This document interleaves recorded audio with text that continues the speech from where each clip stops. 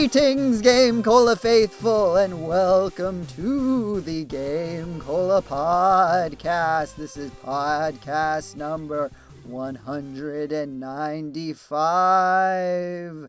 I'm now dead after being alive, and I am your ghost and podcast commander, Ghostif Martin, joined by... I'm Cyan Commuter. I am the Jim Reaper. You didn't even have a pronoun in that one, James? Or did my internet cut out? I think your internet cut out.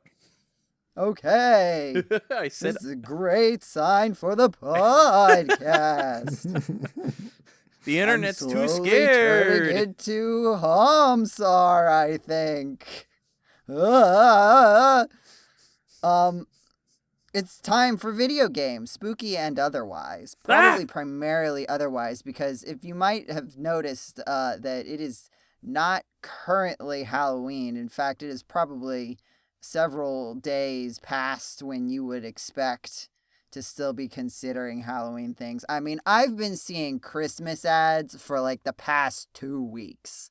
So, like, do we even have Halloween? I don't know. What do you guys think? We had Halloween. It was like a month ago. Well, it was last month for the Well, people no, I who are just mean that listening. from a retail perspective, like from a sales and retail perspective, Halloween was like a month ago by the time people are listening to this, because we always have to do it a month early. Well, you start a month early, but right. like it's still like I wouldn't say October was a month ago just because October started more than 30 days ago. But Halloween's already like kind of over by the time you hit the 31st in some ways. That's literally the day of Halloween. What I are know, you talking but it's already like people still buy things for Halloween on Halloween. Halloween really ends on November 30th. If you I saw think about stores today already like changing out their Halloween like decorations for like Thanksgiving decorations today which is the 30th for the record. So like I think that has more to do with the way that the weekend is like intersecting with Halloween this year, perhaps. Okay, maybe. I don't know. But and also like that this is getting confusing because we're recording this before Halloween. Yeah, and which doesn't help. Also talking about if it's after Halloween, and we maybe need to stop doing that before it gets too much more confusing. How about those video games, guys? Which one? Any of them. The plural. I don't know. There's been several. I think they at least. I don't really like them, if I'm honest. You don't like video games? I guess you're fired. No, Blue, if we fired everybody who didn't like video games, we would have a very small cast of the GameCola podcast. We couldn't have Jetty around. I like video games. it would be... I think I could put myself in the I like video games camp. You're tenuous. Blue's definitely in there. I'm not... I will agree, though, that I'm not sure about the rest of you. I feel like John likes video games. I actually do like video games. John stopped liking No, it's video too late, games James. You can't walk it back now. When he joined his new job, or one of his jobs. One of the jobs he's had before. Yeah. When he had to sell Switch 2s in person, and I'm sure that was fun. Oh, this is another weird component of the GameCola podcast, because like you have to talk about like to the people who are going to be listening to this like when it comes out, and also the people in like 10 years. Yep. Because people regularly go back that far. I do it plenty. I've been doing it actively as we like this week even. Yeah, so like oh boy, it's wild to think like, oh yeah, let's just think about it in 10 years what people are saying about video games. Man. But this isn't really like a good time. They went extinct. I don't know. I mean, eventually, one day, like, okay, think about it this. So many forms of media, right, have, like, waned and waxed, right? Like, we don't really have, like, I mean, it still exists, but, like, TV, as it was, is not really the thing anymore, right? Like, But You know what like I mean? Like, shows are. So they're still shows, but they're very different, right? Because TV shows, as opposed to streaming is obviously the successor to TV. for now, But until it implodes. well, no, then that would it'd still be the successor. There'd just be a successor after that. But like a TV show, I feel like is different from a streaming show. I think streaming can hold the TV show within its bounds in a particular right. Like you can watch TV shows on streaming, but their difference is like TV shows are meant to be able to be watched in like any order a lot of the time. TV shows have very rigid lengths that they are allowed to be. I would argue sometimes for the better, more when it comes to movies. Yeah. But like, You video mean you don't games- want to watch like the director's cut of like the Lord of the Rings movies, which are like I'll watch 3 the hours long director's cut. each? I watched a director's cut, but now all of the movies come out as the director's cut. Oh. Because the point of the director's cut is, oh, I wanted to make the movie this long, but I couldn't. people made me make it So shorter. now they've just given And- up on director's cuts. The director just gets his say no matter what. Yeah, because it's not like there's no rules anymore. You can make a 3-hour movie just because, not because the movie is good at 3 hours. It's just because you don't want to. It's Yeah, you can. right. There's a very old saying that I'm gonna paraphrase and butcher. That's like, I think it's something like, if I had had more time, I would have written a shorter letter. Yeah. Right? Oh, It's- interesting. It is easier and cheaper to make a longer movie in a lot of ways. You can just let Zack Um, Snyder edit in back all the dead air, and then it's 4 hours long. Yay! What Well, an yeah. enjoyable Well, experience. we'll put in.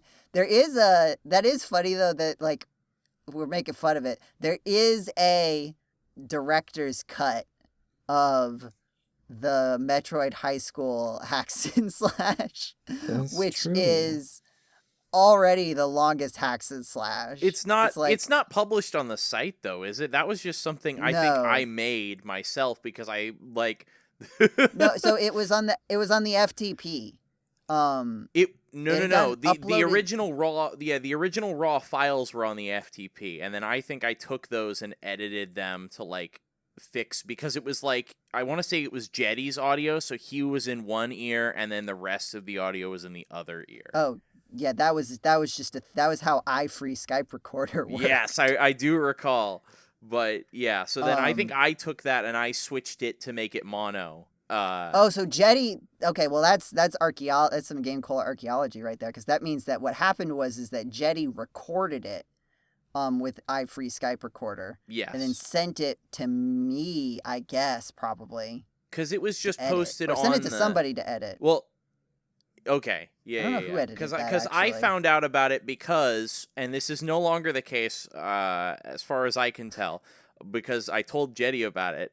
He was like, "Oh, let me fix that," because the FTP was publicly accessible for who knows Yeah. how long, and so I had found that out by accident because I think I was looking at the files Nathaniel had posted for the RPG cast, and so I just removed the file name from the URL and it just put me in the FTP file browser, and I went, "Hey, Metroid High School audio files, let me take a look at these."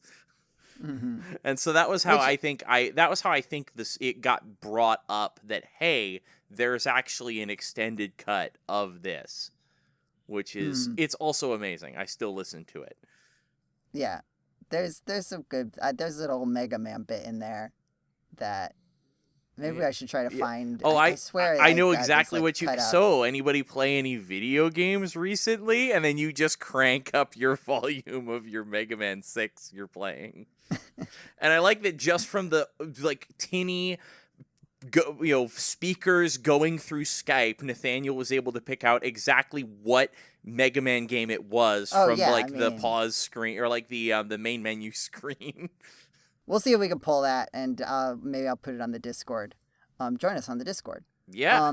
But to circle back to my main point, like video games are kind of we complain a lot about video games, and I'm not gonna sit here and tell you that you shouldn't complain about video games, but I would say that one of the reasons that I feel like there's so much volume in the complaining about video games is because we're kind of in, I won't say a golden era of video games. That doesn't feel right.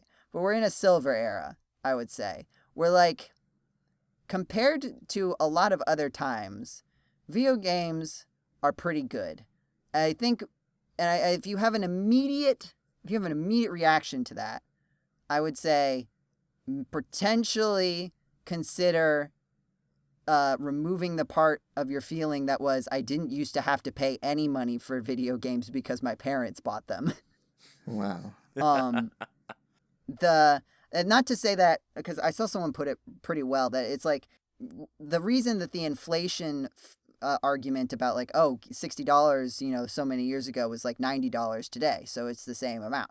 But it's like people have, generally speaking, because of various economic factors, people have less money to spend on video games. So a video game that costs less because of inflation, in like from that perspective, still feels like it costs more because it costs more of what you have, right? So like that's a real thing, and that's why I wouldn't say that we're in a golden era, right? Because that's a more of an external thing. But like you have so many options for video games, and there are so many video games, and video games are such a huge industry now compared to what they used to be, not but like 20 years ago.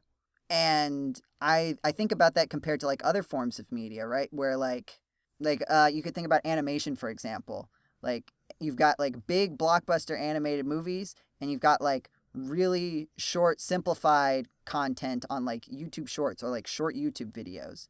But there's not really, and like same with movies too, right? Like there's not a lot of like middling movies these days. There's like really like amateur, but not in terms of like, oh, this is amateur, it's not very good, but just like this is an amateur production value, and this is a big blockbuster production value, and there's not really anything in between. Like video games don't have that. You have video games of like everything, of any cost, like, and also including free if you want to put the effort into that. Or if you don't want to put the effort into that, and there's just like there's a lot of good free video games. That's true. Out there. I don't know, this is something that's been kicking around in my head of like, yes, if you stick to the big players that are like basically always have to stick at the top of whatever the cost value proposition of the industry is, it's pretty rough out there. But if you think about video games as a whole, like there's a lot of very good, very cheap video games, and including very free video games. I don't know. What is your I'm in the absence of a grander topic, I've kind of just spit out a thing I've been thinking about. And now it is time for other members of the podcast to react to the thing that Joseph Martin says, as is GameCola tradition.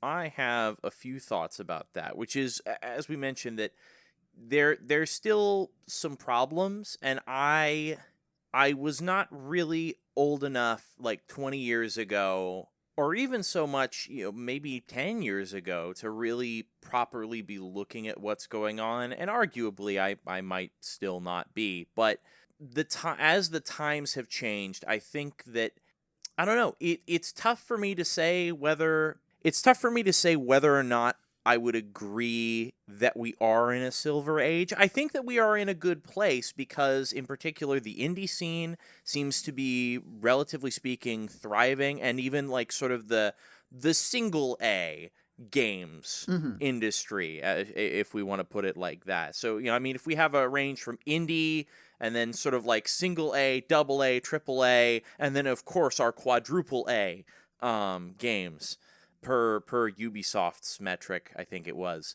that there's a lot of good stuff. You can get a lot of great experiences from varying price points and varying levels of ambition, I guess you could say. That's probably not the right way to put it, but like of different levels of scope, perhaps.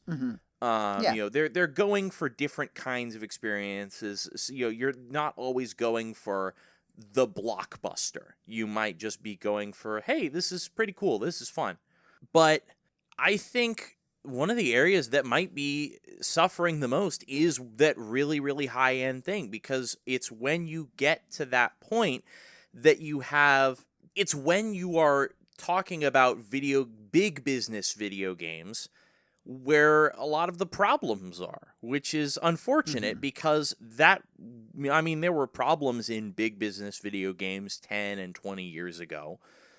And maybe this is just because the discourse is more public and more easy to find now than it was 10 or 20 years ago, with internet communication being more widespread and easier for, any person to do, as opposed to, needing to look at actual like journalism websites, etc., or looking at company financial reports or that kind of thing. Now there's a lot of hearsay, and you're seeing a lot of news articles on Twitter.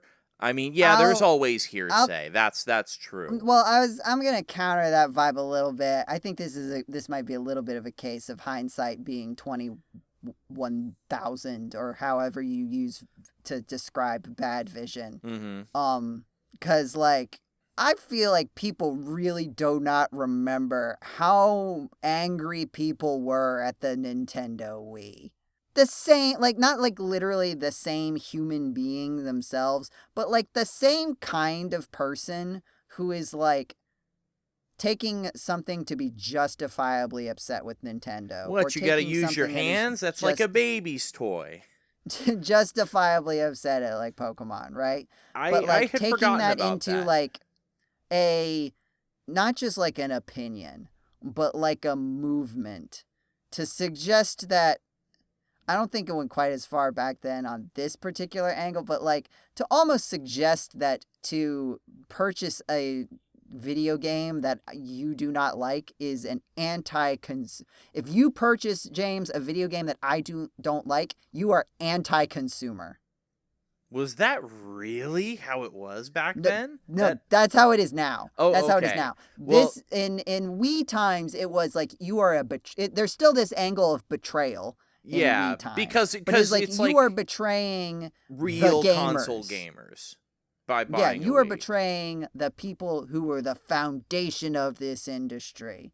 You are betraying da-da-da-da. It was kind of funny how, like, then the Switch 2 came out and people were like, the Nintendo, it was always been celebrated as this company that, like, makes an affordable console, even if there are some performance things. Like, everybody hated, like, these same Twitter types of people hated that about the Wii. Again, different human beings, right? Different. Yeah, there's always been complaints about it, for sure. But and I do think we had, like, when the Wii came out, I feel like people just kind of made fun of it. And almost in a way where it didn't feel as, like, it was just obvious. Like, everyone's like, yeah, this thing is kind of dumb. But if you like the games that you play on it, like, have at it. But, like, not a lot of people are going to buy this thing. And then people really like the Switch. And so there was definitely hemming and hawing about things like Nintendo Switch Online and stuff like that. Mm-hmm. But also, like, remember, we're talking about things like the Xbox, where it's like, you guys don't, what, you're going to play an Xbox in a submarine at the bottom of the ocean? You're going to have internet. Why are you so upset about always needing to be connected to the internet? Don't you guys have phones? Don't you guys have phones is also a pretty good That's one. also I really... almost said that. Yeah. I almost said that when I was talking about, but I was like, oh no, it was a submarine. That might be one of the, like, just highlights of, oh my gosh, what a state, It's just like in a sense, we've always been doing this. And that's why I think it is more like these higher level economic, like it's economically rough out there for people. I think that's not controversial. I think the controversial will come down to arguing about why and how and who. But I don't think it's controversial to say that, like, I think that's part of why people are feeling more charged about it. How much of that is video games' fault?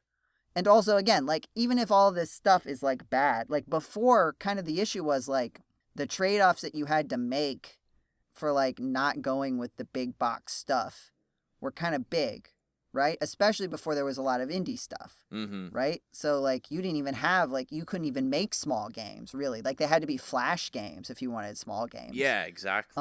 But you had Flash games, and then you had, like, multi-platform releases that, right? You got your the Tasmanian Tigers of the world. Yeah, and then you have your your movie, then you have like your licensed games. But I think what I meant to say, sort of, I'm sorry to kind of like jump back over. It should be back and forth. Yeah. So my original, what I was trying to get at to begin with, is that I feel like in some ways, big budget, big business gaming, in some ways, not always, and this isn't a hard and fast rule. There's certainly still success in the big games industry. But I feel like, ironically, that is suffering the most in this current era of video gaming. We have, tons and tons of layoffs, and obviously that's for broader economic reasons than just the video game industry alone. But we also have, these big issues of, hey, we've shut down the servers for this game, so now this thing that you've paid for is now a paperweight, and you literally can't use it at all. Like the Stop Killing Video Games petition that was happening a few months ago. That was really big because that is a real, genuine issue. And, like, that is not a new issue, mind you, but as more and more games take advantage of online technology, and as things become more online and built upon the cloud, because that is just the tendency that things seem to be going, the more we're going to have this problem. And now we have actual proper cloud gaming, which I think, like, Stadia might have been announced 10 years ago, maybe. That Stadia feels so old. It feels so old when you talk about it. But these are still genuine things that are going on, and that is like the logical extreme of, you are paying now even your single player games that by all rights don't require any kind of online connectivity. Now your games require online connectivity by simply the medium through which you're playing them, which now makes them effectively ephemeral, just a ticking time bomb. So that's the big thing that comes to mind for me, as well as the fact that because games are now so huge in scope and budget, that we're just having, that now the cost of flops is orders of magnitude larger than it was. So now the stakes of developing a big video game, and in some ways it's because our expectations as consumers are much greater now. So in some ways, I think what we have expected from games, or not necessarily to place all the blame on us consumers, I think in some ways, people that want to make video games just want to make bigger and better things. And I don't think there's anything wrong with that.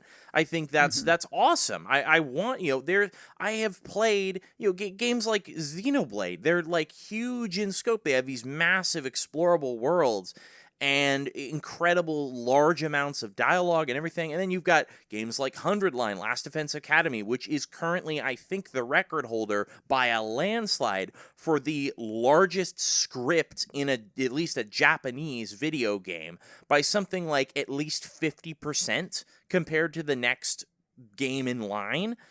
And like these are monumental efforts that have succeeded and are commercial successes.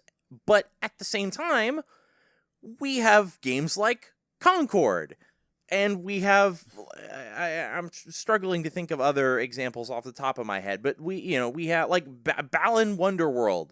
We have all these other, Mighty Number 9, games that were, Mighty Number 9, even in the grand scheme of things, may not have even been like all that crazy expensive to develop, considering what you see about, what you hear, I guess, about some of the budgets of these games. So I don't know. Things have just expanded to this point where, we have lots of potentially like anti-consumer problems that are just plaguing us as a result of, knock-on effects of larger problems in the industry and larger problems in, in the world. Like this isn't just a video game thing. We have this problem with software in general. Mm-hmm. And Internet of Things and all that. I'm sorry, I'm rambling at this point. But then we also have the problem of ballooning budgets and massive, insane risks taken on as a result of trying to make games of the scope that we're trying to make games at on a big budget level. Yeah. So, okay, for Stadia or like streaming of that type, I definitely understand the things that you're saying, but like I would also say that unlike movies and TV shows when it comes to streaming, for the most part, like I mean, kind of you can do this with that, but it's not culturally as like ingrained. But like you can choose not to do that if you don't like that value proposition, right? Like you can say, hey, I'm going to spend, I'm going to take the, I don't know if Stadia, I don't think Stadia itself exists, but we can use it as a stand-in for it's a long streaming gone. company. Let's pretend that there's a new Stadia that's doing modern streaming. You can say, hey, Stadia is effectively cheaper for me, but I know that like there's a risk that I might not be able, like the rules may change or the service may go down and I won't have access to the games anymore. And that is like a proposition that I am making. And I would argue like unlike streaming, like the proposition is made with a sort of equal opportunity to take a different route. You can purchase a game like the video game market is still fairly optimized around, at the very least, purchasing a digital copy. And there's still a lot of purchasing physical copies too, though not as much. And so like now you can have your things about like, okay, well, like how does digital ownership work? Very, very important point to discuss. But just between like the streaming where it's like literally they can like pull the plug at any time or like the rules can change versus like something that you've downloaded onto a thing, particularly like a computer program, if you're talking about like PC gaming. I do think you have that option in video games that you don't have as much access to with other forms of media. Though like you could go on like, you know, a stream, I think like YouTube and Amazon and some others will let you like digitally purchase a thing, but then you can rent it for cheaper. So like it's a value proposition that you're making. For the ballooning budgets, the other thing I feel like is like people make really good video games for $20. And so this is true. That has an effect where like if you're going to try to make an $80 video game, it has to be 4 times better than the really good $20 video games, in a sense. Obviously, it's not always one-to-one. There's different genres and different expectations and such. But, like, and before, you didn't, like, when basically all the video games were like, basically all the same price. There was, like, a small range. Or if it was cheap, you knew it was bad, right? Like, video games started at a price, and then they went down because they were bad. Yeah, it was considered, bargain bin kind of thing. Right.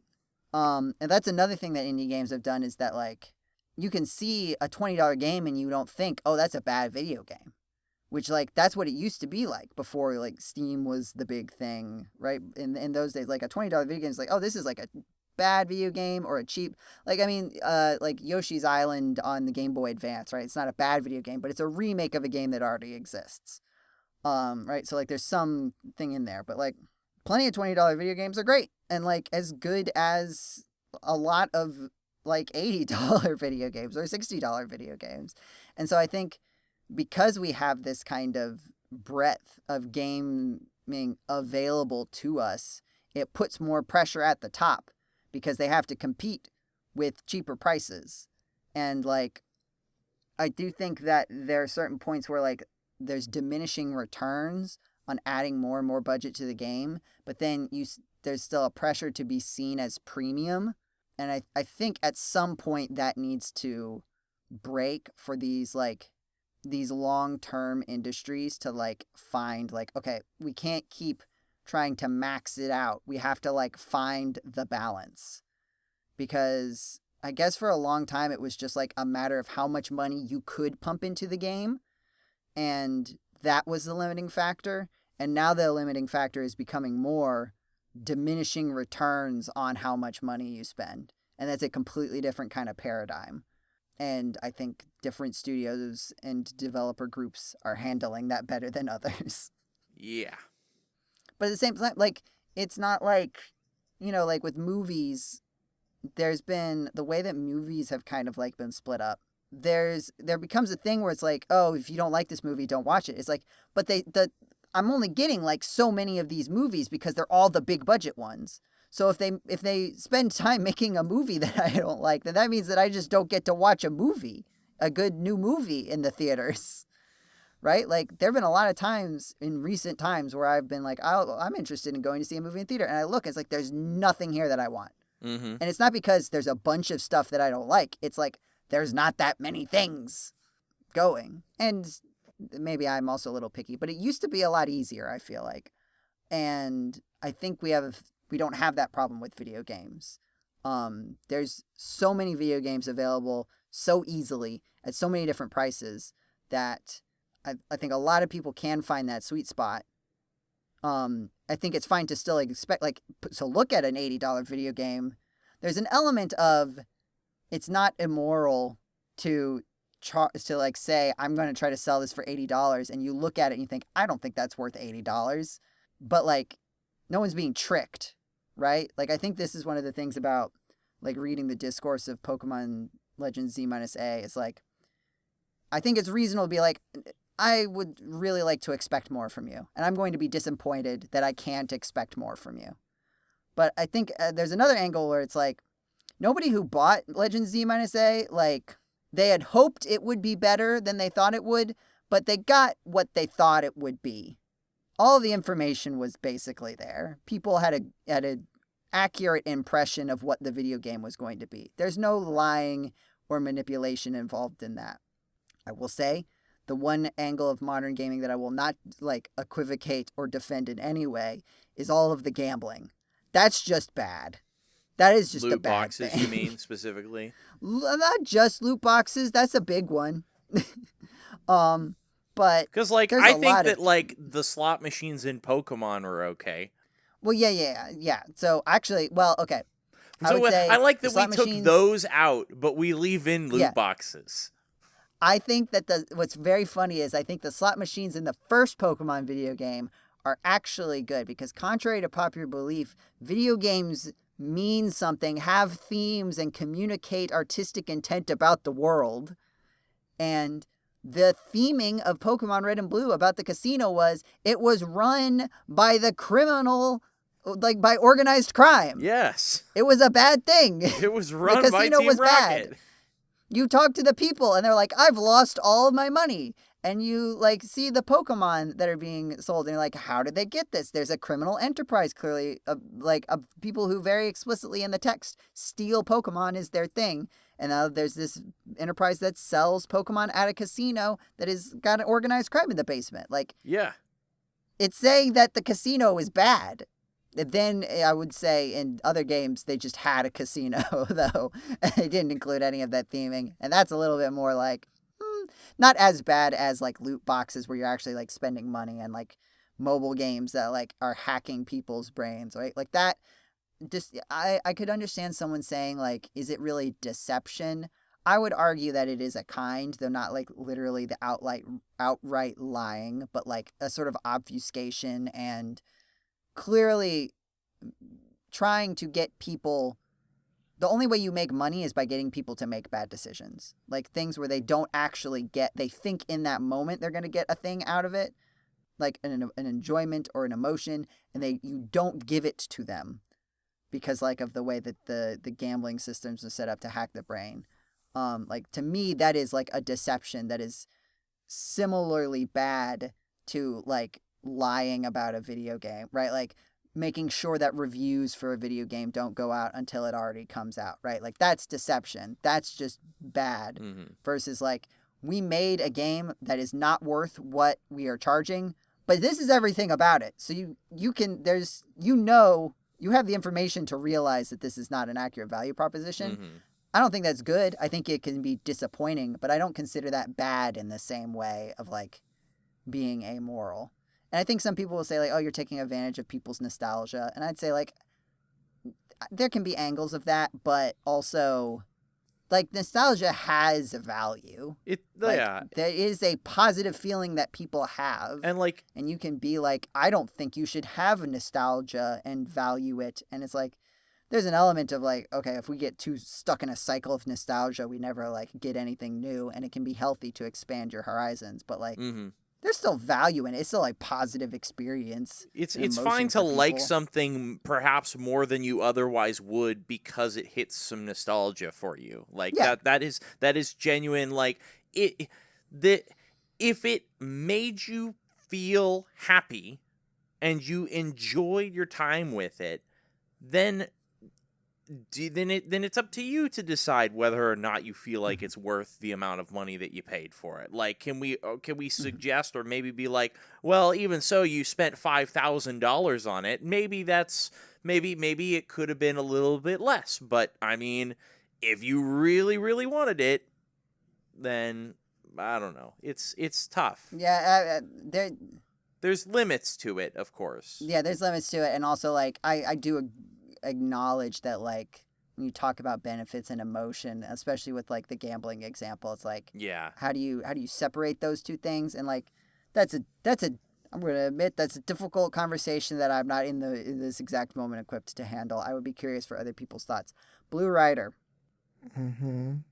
What do you think? Your two opinion options are: video games are great, they're the greatest they've ever been and the greatest they've ever will be, or video games are terrible. Their video games are over. They're all bad. They all suck, and it's miserable and sad. Okay, then I don't have an opinion. Then you don't have one. Yeah. I didn't. That wasn't actually an option. In this age of the internet, Blue, you must pick an extreme. You must pick the most extreme position so that people can get mad at you, and that will drive the engagement.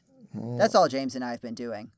We don't actually hold opinions about real things. We just make them up to see what would make people mad. Right, James? That's just how the industry works, isn't it? Yeah. Did you not realize this whole time, Blue? Are we hitting too close to home? That is an appropriate reaction. Should I dial it back, Blue? We went a lot of places, and I don't know where to input any thoughts on Sorry. any of it. Pick anything. Pick anything.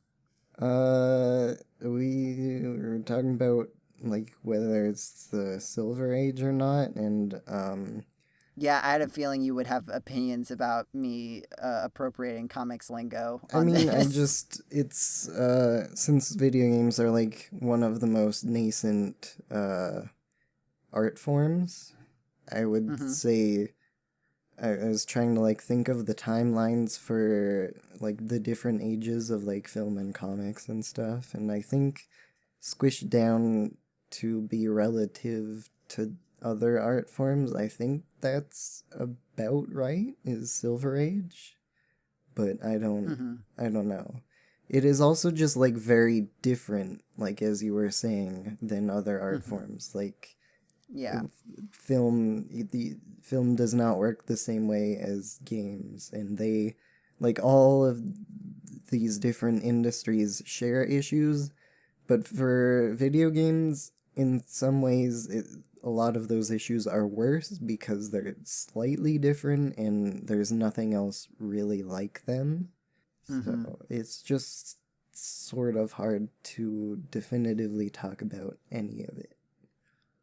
That is a good point. That, like, I say that there's, like, this breadth of video games where there isn't necessarily in movies or TV, but also, like, if you're struggling with movies, there may be a TV show that kind of works for you and scratches that same itch, or maybe there's a book series that works for you and scratches that same itch. And I agree with you. Maybe if this was the point you were trying to make, I may still agree with you if you're making a different point, but that video games, you're kind of stuck in that medium for a lot of things. I talked about this a bit on the last podcast, I think, about, like, video game moments that, like, I think about as moments in a video game that are, like, only, even if they're simple, they're just still things that you can only get in a video game. the Mega Man 03, where like you have to input controls in the controller to like destroy your old body, and like or destroy. Right? Even I said destroy your old body, right? Or when in the game, it's like the character of Zero is destroying the character of Zero's old body, but like the way that is influenced you on the way that you are expected to control it instead of it happening in a cutscene. Like, it's a little thing. It's not like a big narrative, like a huge narrative twist or like super innovative in like the sort of theme of the story. But you just don't get that in other mediums. In video games, you have control. You have control in video games inherently. Yeah. Inherent to video games, basically. Right, and I wish that more video games. This is part of why I say that in some way, like I can feel the golden age of video games, which definitely started in 1985. I don't know when we transitioned to. I would say the Silver Age probably starts with the advent of like digital games that you download off the internet. I feel like in this moment, if I'm gonna pick a point and a thing to like nail down as like this is when the experience of video games changed, when you started getting things like Xbox Live Arcade, which you should go through the tags on the GameCola.net website and find podcasts where we talk about that. That is a trip down memory lane, man. Oh yeah, that's a whole different vibe of like when everybody. This is like Xbox Live indie games, much more artistry. I almost said artistism. I don't know what is that. I don't know. Much more artistry, but still, like you think about how like AI image slop, AI video slop, or even just like some of this, like just like YouTube Shorts video slop, regardless of whether it's AI generated. Sometimes it's just like we recorded ourselves on a podcast for 4 hours and then tried to get like 10 YouTube Shorts out of it. Now everybody get mad at me if I ever upload a YouTube short about the GameCola podcast. It would be different. I would curate it. It would be good. Mm-hmm. The Xbox Live, I feel like, is that same vibe of like, we had video game slop. It was just like completely garbo video games with like zero effort in them. And it took us a long time to get out of that. Yeah. I mean, it happened through like the mid to late 2010s. We had that all over the place. Like you had the whole concept of asset flips on the Steam store. Right, and they still exist, but like the industry took a long time to shape itself around like how do we actually get like the good video games that we can get from this. And you know, I think it does lead to a lot of good video games not getting their time of day. But it also like we get like these video games that we could not get like equivalents. Obviously there's differences in hardware, but like if you sort of scaled the hardware down to the equivalents, you wouldn't get this sort of thing, really.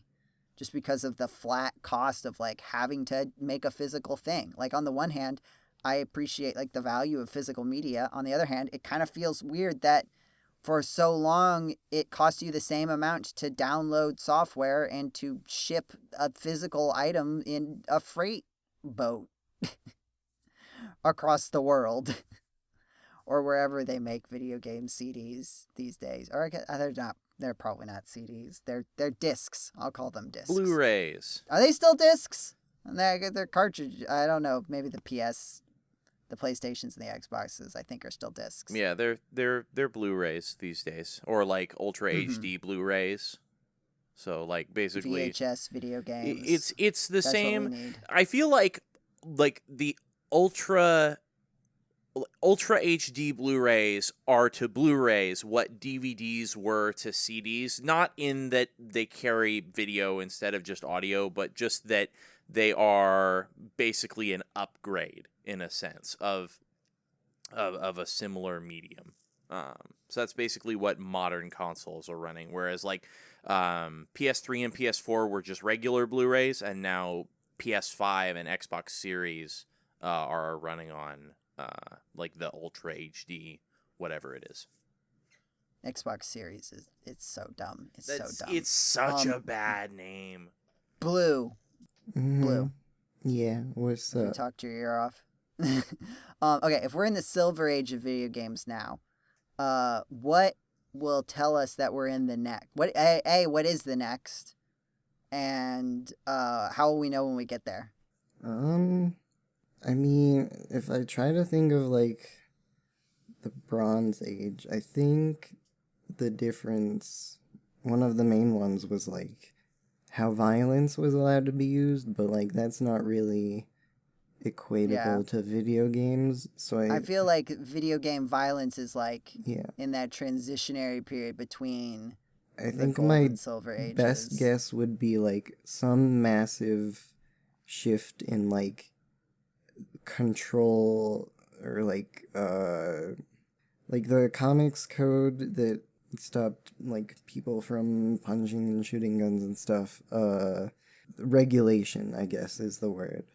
Um, Mm. so I think like maybe a few years will pass, like, or maybe like a decade, and maybe stop killing games succeeds, and there's like a bunch of shift in how companies have to take responsibility and stuff, and they can't just keep getting away with stuff, and that lets games sort of breathe and reach a new level of stability, Yeah, maybe.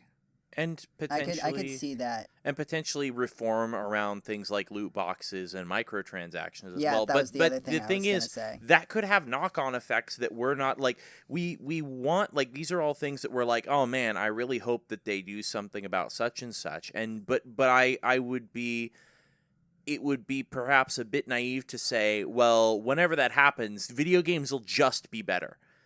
It's like, yeah, I mean, they'll no longer have these things that like a lot of us generally consider to be bad or like nefarious or like just generally deceptive or underhanded or bad. But also like as a result of companies not being able to do that, how is that going to affect how they approach video games going forward? Are they going to say, well, Hmm. since we can't make, since we can't just print money with certain types of mobile games or microtransactions, we're going to actually cut back. And then Hmm. so you actually That's end up the seeing significantly less big budget or even mainstream video games. It could have an effect like cutting back on mainstream video games, yeah. Like which like would be weird. to an extent, I have to be consistent in my beliefs. I have to understand that like as someone who's never I'm gonna make the statement that I've never spent money on a microtransaction. Some people may say that buying like DLC packs is kind of butting on that. Like I bought the Pokemon DLC for Sword and Shield, and I bought the DLC for Super Smash Brothers Ultimate. So like maybe you're gonna say like to me that feels a little bit different than like microtransactions in terms of things like loot boxes or just buying like basic virtual like things that are either available in the game or like facsimiles of things that are in the video game that you're spending money to get more of. I feel like there's a distinction to be made there. But I also understand that like for the games that have had those things that I have played for free and not purchased any of the microtransactions, like that my experience was being subsidized by the people who were spending money on the microtransactions, right? Like my experience with Pokemon Go absolutely being subsidized with microtransactions. Well, I mean, that continues to be the place. I haven't played Pokemon Go in a while, so it's not true in that sense that I'm not currently playing it, right? But all of the updates, right?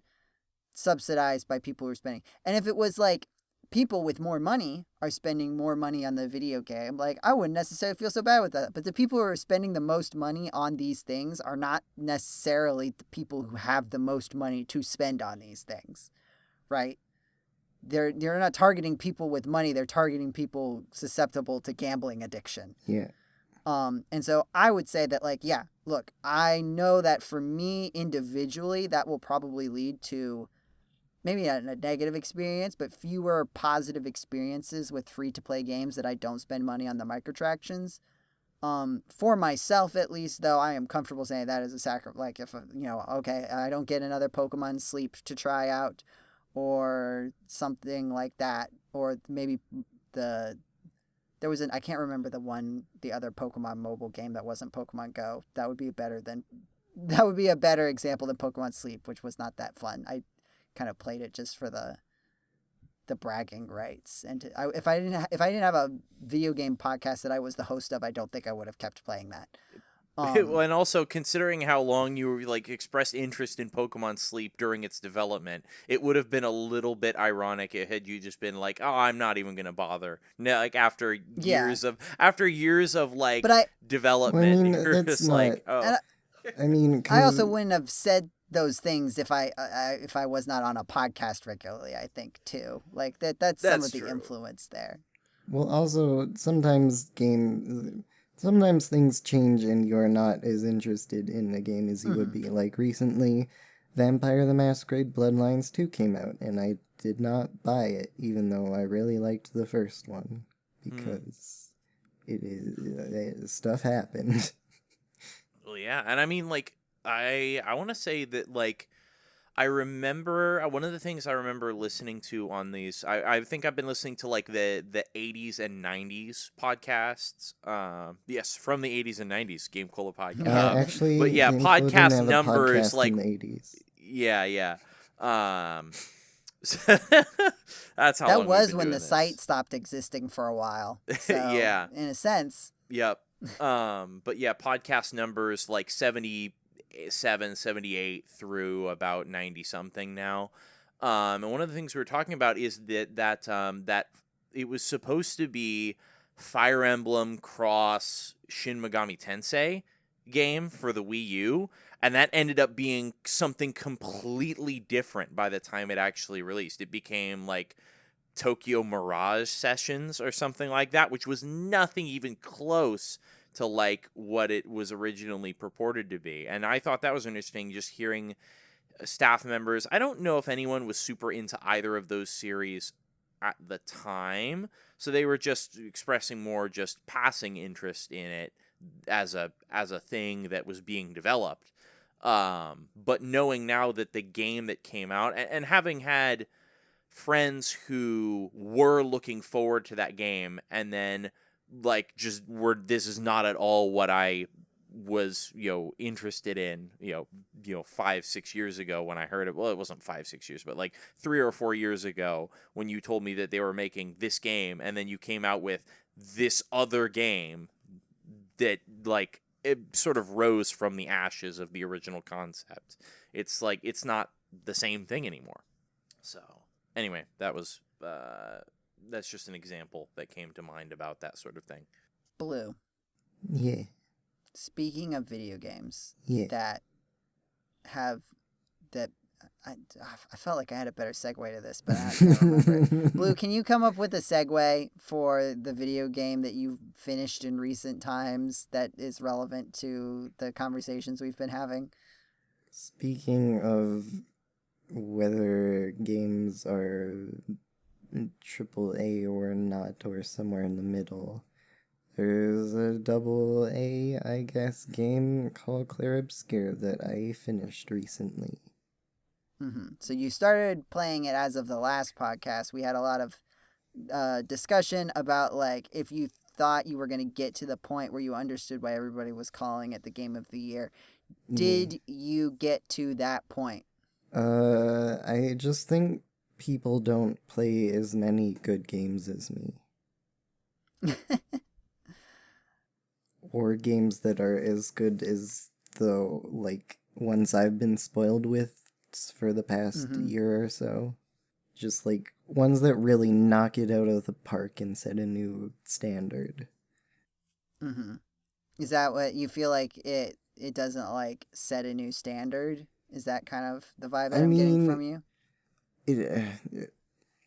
It sets the new standard to, like, I don't know. It, not in the same ways or to such a degree. Like, it is like, here is what video games have been at their best, and I'm like, yeah, I know that. But other games I played are like, here's what video games could be. And I'm like, wow, that's very impressive. And I think that's the difference. I see. Can I ask, do you feel like you have a good sense of my conception of the video game moment? No. No, like the Mega Man 03, the Chrono Trigger thing. Oh, yeah. Is there one or more video game moments in Expedition 33 Clair Obscur, or the other way around? I never know which one to say first. It's Clair Obscur Expedition 33, and I don't think so. No.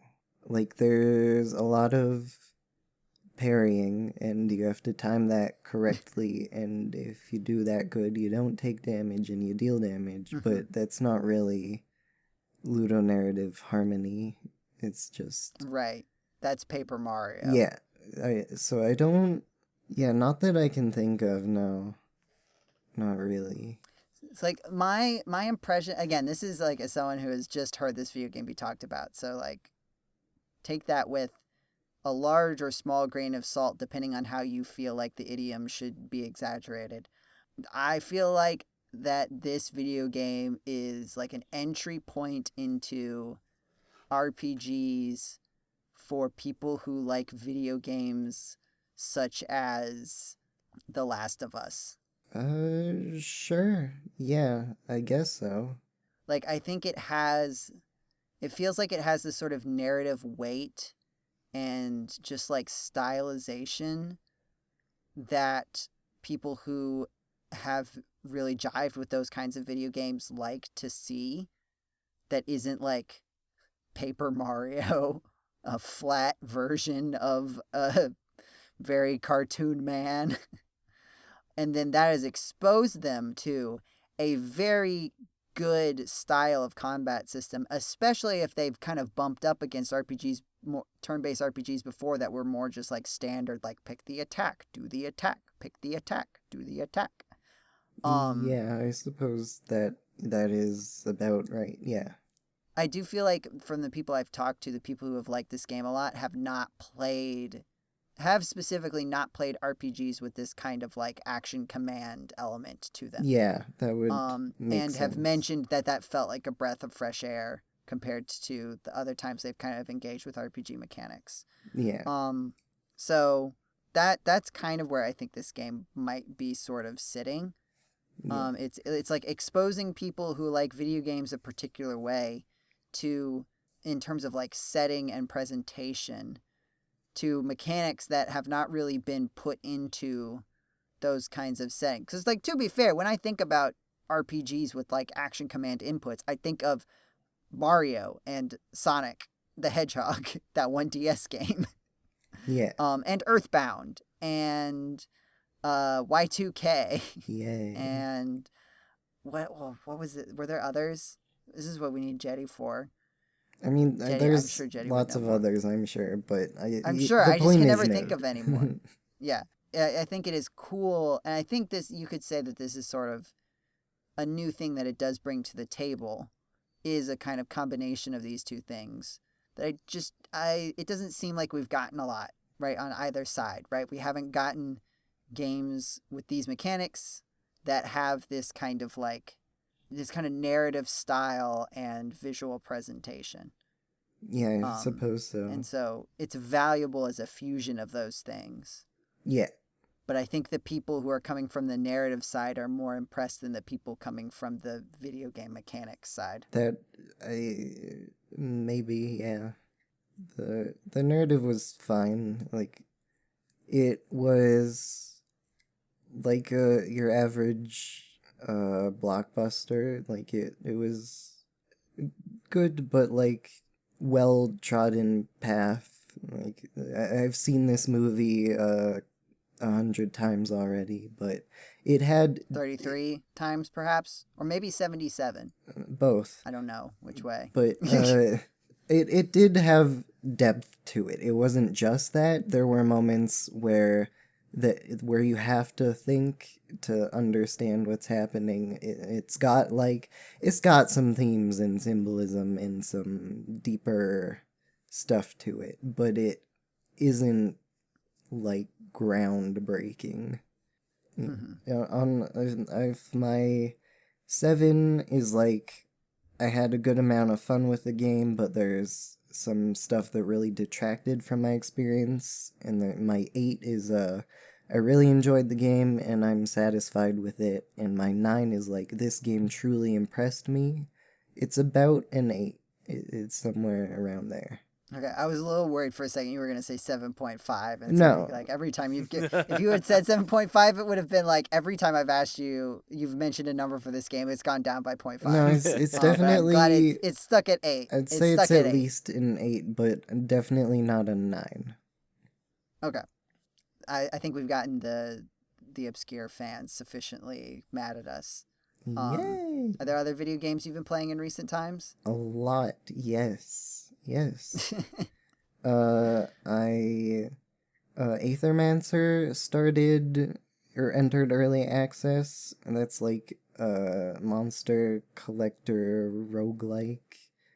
You get to tame monsters and you go through randomized levels and you have little RPG battles each time, and that's about it, and it's fun. And I am interested to see how they further flesh it out. I tried out the League of Legends fighting game, 2XKO.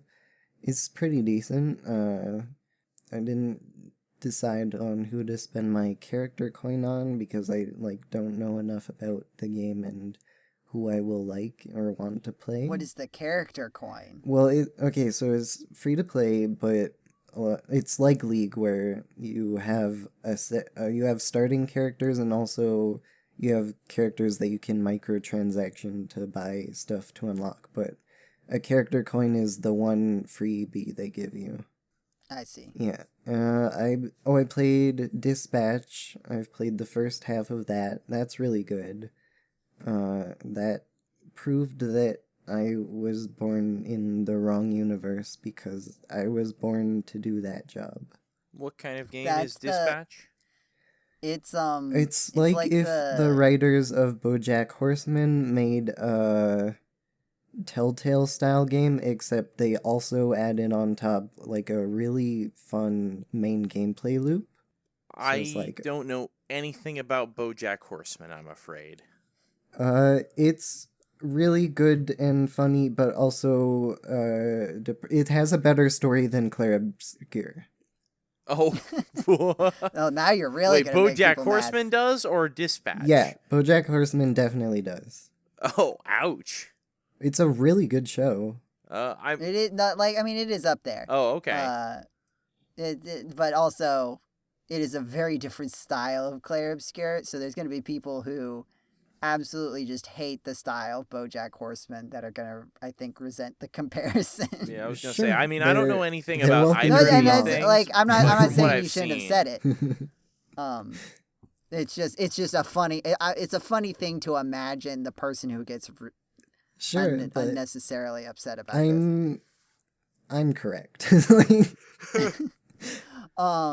But Dispatch is also like a superhero thing. Yeah, so like you play as... That's what you're dispatching. Yeah, you play as a superhero dispatcher, and you, you have, a stable of heroes, and you send them on missions, and you get calls, and you have to, manage how many heroes you still have left to use, and they have to, rest and recover, and they have, special powers that affect how the mission goes, or, how their travel, one of the characters, when you send them alone, they're like a lone wolf, and they know shady parts of the city so they can get there faster through back alleys and stuff.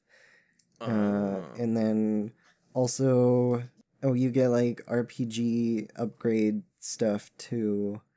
And you help them on their missions. If something goes wrong, you can hack into surveillance cameras to see where the villain they're fighting is and help them out that way, one-on-one. it's really cool, and every time I got like the top 1% of player performance. So, haha. Because it gives you like that breakdown at the end that's like, this Yeah, many people did this many people did this. yeah, exactly. It's kind of like, in that sense, I don't know if yeah, they like Telltale games do that. Yeah, I also think of there's like also the parts aside from that, which is just like basically Telltale's games too. right, like you get like 3 options. Yeah. And then you like pick one, and then it like has a narrative impact. Yeah. But is there also like a gameplay aside from that? Yeah, 'Cause that's the most of what I've seen. the dispatch part is like its own gameplay loop, and it's really interesting. I see. Okay. That doesn't make it onto like the clips that go around. Yeah, think they no, usually it stick to, doesn't. like, the... But it is fun. It is the best I've seen. I think any game really have both Telltale stuff and a different game on top, and that it feels very. It's very full and well-rounded. I like that. As much as I always like Telltale games, I always also wish that it had a little bit more, and this feels right. Are there any other video games you'd like to talk about, or shall we move on to our good old James Pelster? Oh, I started Outer Wilds, which is how like is that? a precursor to Blueprints. It's really good. It's wait. It's what? It's the precursor to Blueprints. How? I mean, mind you, I have not finished the game. I is- don't know how far I got into it, but I played that game and I don't see That's why much you're. resemblance. This is why I'm telling you, James. You're playing the game wrong. I'm sorry. You've been playing Blueprints wrong, and I don't know a nicer way to tell you that. Is Blueprints a game you've been playing in recent times, James? Yes, it is a game that I have been playing in recent times. And how are you playing it so poorly? Apparently, I don't know. Maybe I'm just bad. No, it's the problem is that you're value judging it at all, and you're not going just in with the assuming mindset that of I'm like, not just "I accepting it lost a as run." amazing immediately. No, that's not correct. You're going in with like the mindset of winning or losing when the point is not that at all. You cannot lose at Blueprints. You can only I am just tend to be, I think, a competitive person. And so that's not what Blueprints is trying to help you with. I understand that, and that's why in my remarks that I made earlier on the Discord, that's why I said I think this just may not be this game may not be the game for me, because I just don't know if my way of thinking and this game are compatible in that case. Did you play Outer Wilds? I played some of it. I don't know how far I got because I just don't know how big of a game that it is. I see.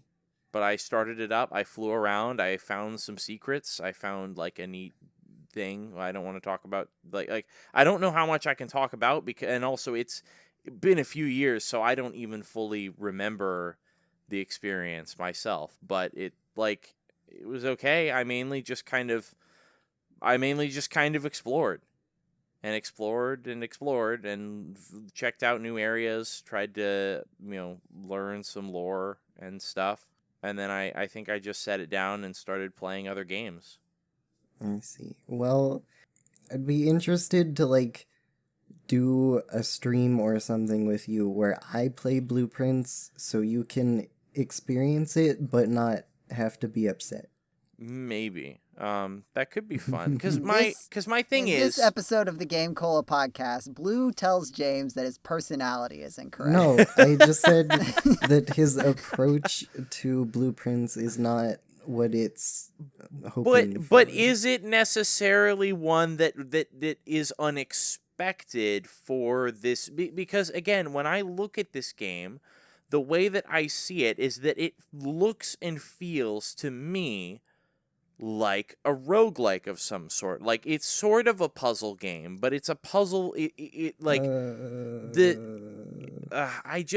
It's the biggest puzzle game you've ever encountered. And but it feels to me like a roguelike in the sense of Yeah, it feels I'm to you that way because you gave up before you won the tutorial. that's the tutorial? Yeah. It huh?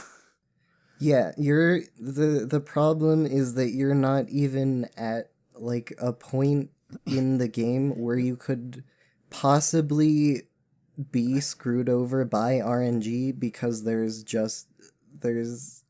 always something to learn.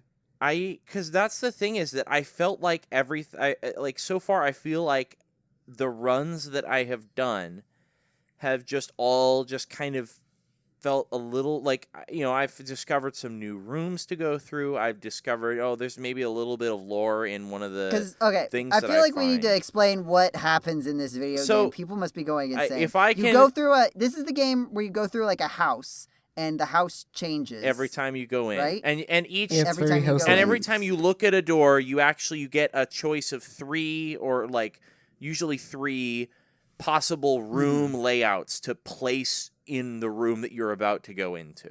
So you generate the house as you explore it each day.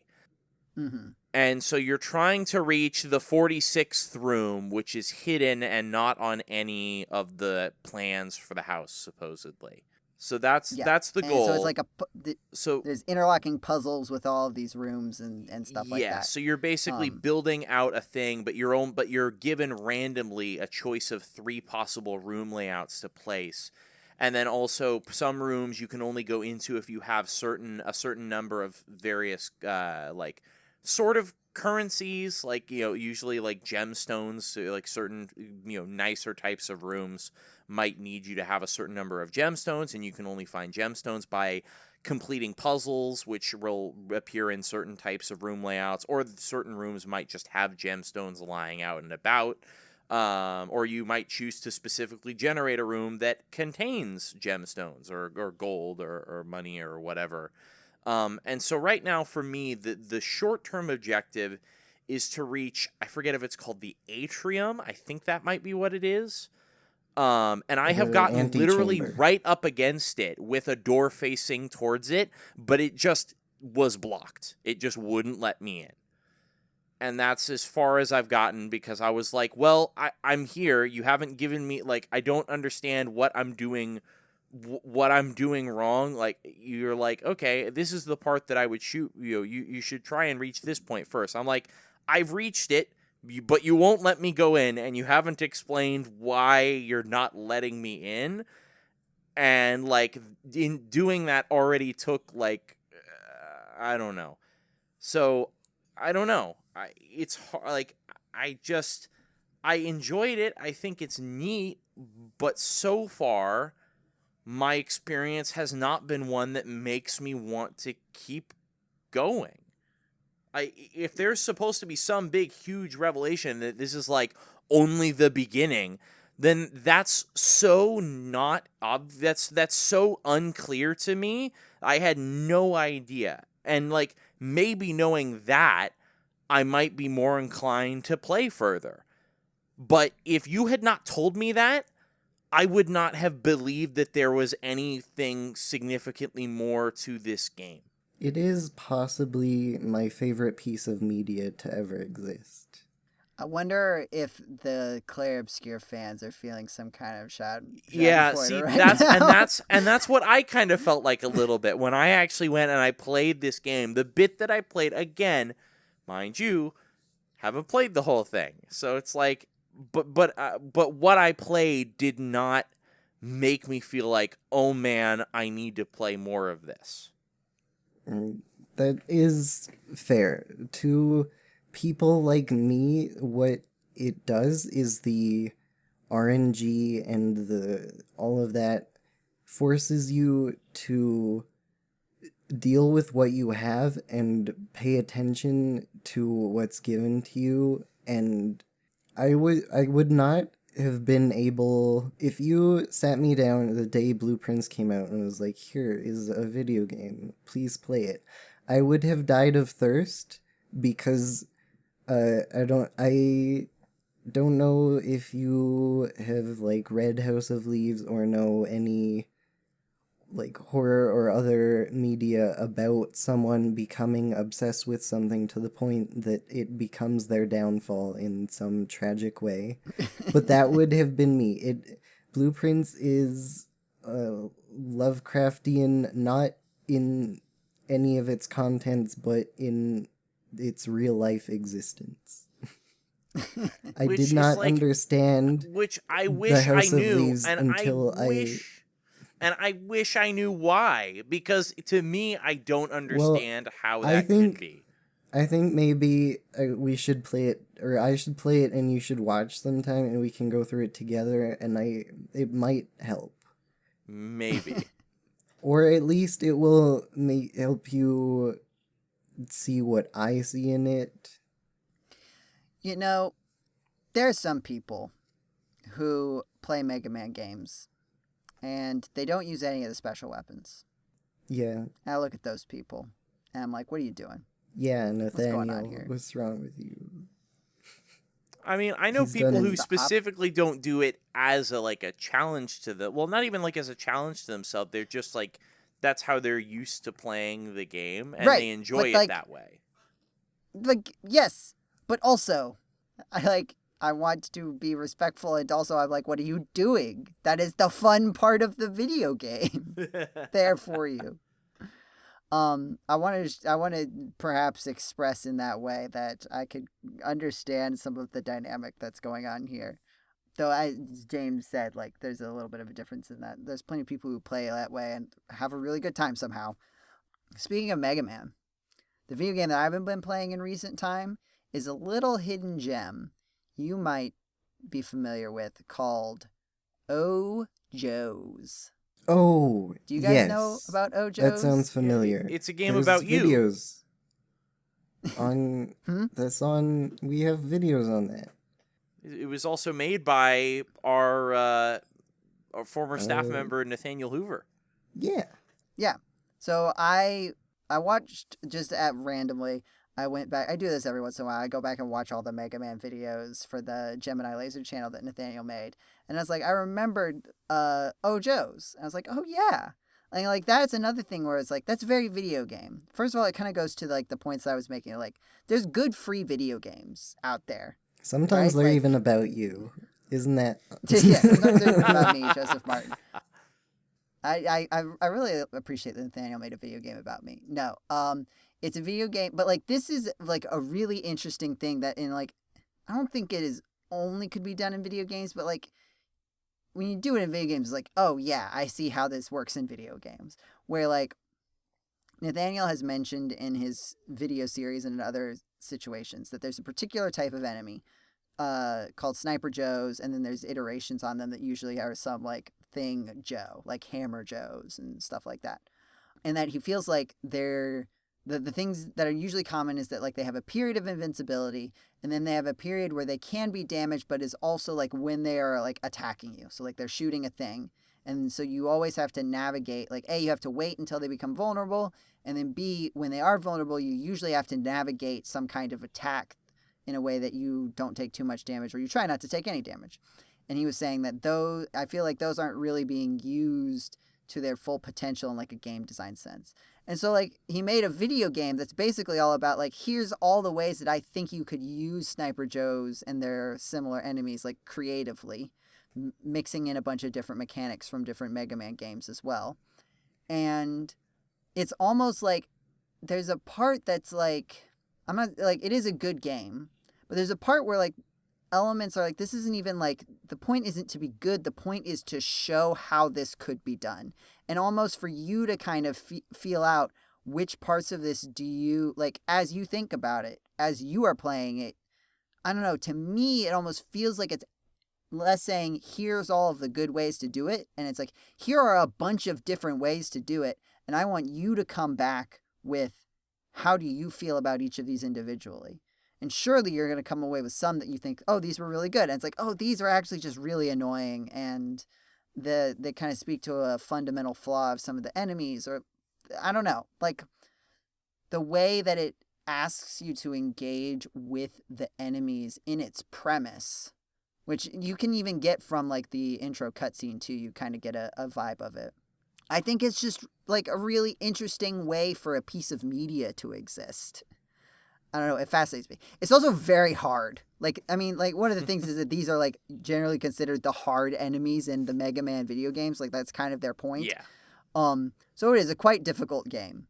But I also appreciate like other things that it does. Like instead of it doesn't have the same structure as a Mega Man game, which I also think is really interesting, right? It's a fan game, but so many fan games are like, I'm going to make the best version of this game ever. It's going to be like the ultimate deluxe version of this. Where it's like, this is like a completely different take on a fan game. Where it's not trying to be like, oh, here's the ultimate game that ties together the classic series and the X series with a fight with Zero. Or something like that the Make a Good Mega Man level games kind of mock at some point, I think. Which is also another can of worms, but it's also an interesting way to make a video game. Oh, yeah. So, like, instead it's like, it's kind of foundationally built on this idea of once you get past the first intro level, there's all these split paths. And it's like, each split path kind of shows you, like, okay, this is the mechanic for this path, and this is the mechanic for this path. And there's an element of you get to pick which one you think you want to deal with. And also you kind of get to sample. And then if you die, you go back and you can decide, do you want to try that one again? Or do you want to try the other one? And maybe you kind of like go back and forth between the two, making a little bit of progress in each one. As you get frustrated with one, you start to go and try to make a little bit of progress in the other until you get through one. And like it's interesting how like that's almost in spirit a microcosm of the 8 Robot Master stages, and you try different ones until you get one that you get all the way through, and then that unlocks a weapon that allows you to address the stages in a different way. It's scaled down for a different scope, but like I appreciate like the understanding of that core Mega Man experience that's been built into even though it's like a different way of doing it. And this is also why I think like we are in like this is why I can't think of this era of video games is bad, because we live in an era of video games where stuff like this is possible, and I cannot think of that as bad. Even if stuff is a mess at the high end, at the low end and the mid end, there's a lot of great stuff going on. Then you've got a good point there. And I feel like that's also where some of the best stuff is going on. Mm-hmm. And so even if there's all this expensive stuff, like there's part of me that's like, look, that's not where all the coolest stuff is happening anyway. Yeah. Come hang out here. If you're worried about costs, come hang out here where the games are cheaper and better in a lot of ways. Yeah. But that does not get you ad revenue on your tweets or subscribers on your YouTube channel. I don't know. Maybe we've made enough people angry to... I guess you don't get subscribers for making people angry. We would maybe get views and comments and engagement. Or I don't know, maybe people subscribe to be able to complain about all of our bad opinions about video games. If you'd like to complain about our opinions on video games, I welcome it. Sometimes the best way to, like, I've been, these thoughts just sit in my mind, and I know that they are open to challenge. But I need to put them out there for them to be challenged. And I appreciate the challenges that you two have thrown at me today, even if my general temperament always makes it seem like I think that I'm right about everything and will never change my mind.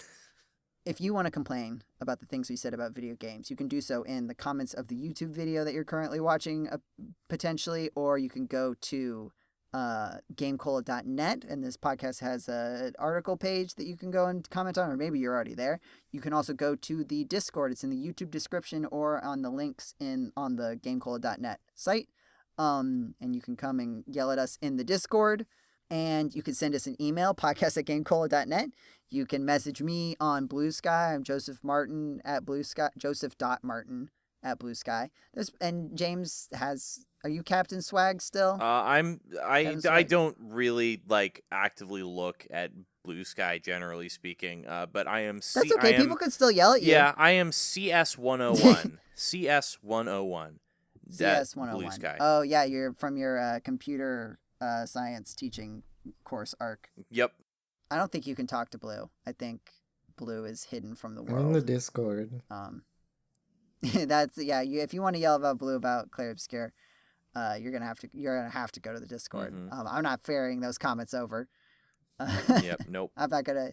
I don't want to be the messenger that's shot proverbially. Proverbially, I'm shouting. I mean, to I the, wouldn't want to to be the messenger things, that's shot literally. to this. Well, I'm for the like, Joe wouldn't YouTube mind that censorship one. algorithm. I'm Wow. letting it's in Minecraft. It's the incantation, right? You just say in Minecraft. Yeah, You can say whatever you want to YouTube. Yeah. Thank you for listening. You to forgot this something. Oh, what did we forget? You forgot about our YouTube channel, which is currently, at the time of recording, starting a Silent Hill playthrough for yes. spooky season. That's GCDotNet. That's the letter G, the letter C, the word dot, and the word net. Mm-hmm. Yes, I'm sorry. It doesn't exist yet in my brain. You say I forgot the YouTube. I talked a lot about the YouTube channel. What are you talking about? Yes, the series will be out as of this podcast coming out, but it is not out as of this podcast being recorded. You can hear I'm losing my voice. We've been talking too much about video games for me to continue. This is a big one. But yes, Blue and James and John, right? Yep. That's correct. I think it'll be good for the season. I have a feeling this is going to be a really good one. Even if you missed it on Halloween proper, I think it'll still match the vibes. And yeah, I mean, Resident Evil was fun. You're gonna have to top your Jill sandwich bit. We have. I hope you. Oh, we have. We have in episode In 3 in particular. We had a wonderful in Minecraft few moments. Okay. Well, then now I'm very excited. I was excited before, but now I'm very excited. So you know what? If you haven't listened to it, we should let you get to it. So thank you for listening to this episode of the GameCola podcast. Have a spooky time wherever it is, whenever it is you're listening to this podcast, even if it's not, anywhere close to Halloween anymore. And we will see you next month. Goodbye. Goodbye. Bye.